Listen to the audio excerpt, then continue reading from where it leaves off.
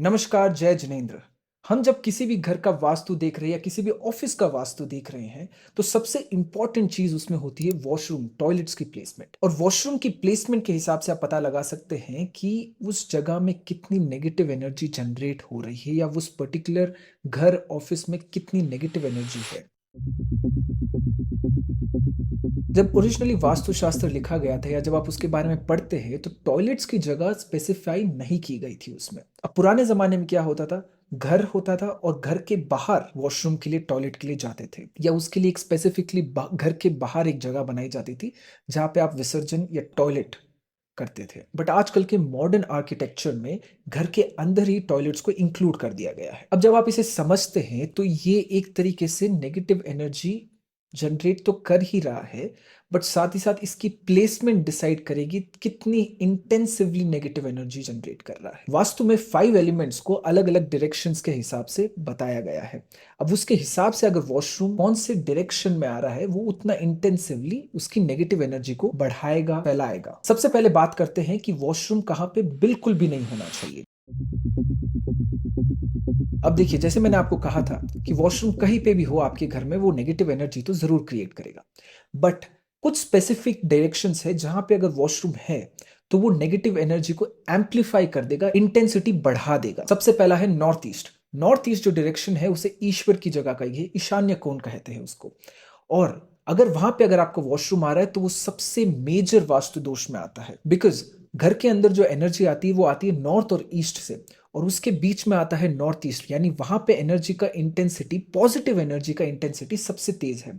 अगर वहां पे आपका वॉशरूम आ जाता है तो वो नेगेटिविटी को एम्पलीफाई कर देगा, जो घर के अंदर एनर्जी आ रही है उसको दूषित कर देगा। इसलिए नॉर्थ ईस्ट में तो बिल्कुल भी आपका वॉशरूम नहीं होना चाहिए। अगला है ईस्ट डायरेक्शन। अगर ईस्ट डायरेक्शन में आपका वॉशरूम है तो वो सूर्य की एनर्जी को दूषित कर रहा है, यानी सूर्य जो हमारे पिता है उनकी एनर्जी को नेगेटिव कर रहा है। अगला डायरेक्शन है साउथ ईस्ट। साउथ ईस्ट जो डायरेक्शन है वो हमारी इनकम को दर्शाता है, और अगर वहां पे वॉशरूम आ रहा है तो काफी हद तक आपकी इनकम के ऊपर वो प्रॉब्लम्स क्रिएट कर सकता है। आपकी इनकम में इंस्टेबिलिटी आ सकती है, आपको जो प्रमोशन आप जो चाहते हैं वो आपको नहीं मिल सकता है, या फिर फालतू का खर्चा बढ़ा सकती है, अनएक्सपेक्टेड लॉसेस लेके आ सकता है। अगला जो डायरेक्शन है वो है साउथ वेस्ट, यानी नैऋत्य कोण।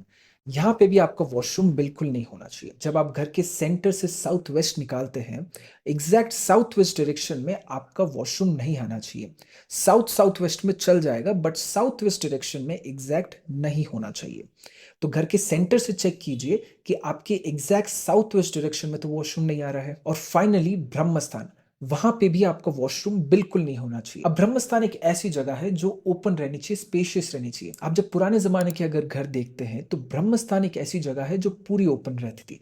वहां पे तुलसी का पौधा रखा जाता था। ब्रह्म स्थान में कुछ भी नहीं आना चाहिए, कोई भी वजन की चीज तो बिल्कुल भी नहीं आनी चाहिए। और अगर वहां पे वॉशरूम अगर आ रहा है तो वो और भी ज्यादा नेगेटिविटी को क्रिएट कर रहा है। यहाँ पे अगर आपके घर में वॉशरूम है तो आपको हेल्थ के प्रॉब्लम्स बहुत ज्यादा हो सकते हैं। अब बात करते हैं वॉशरूम कहाँ पे हो सकता है।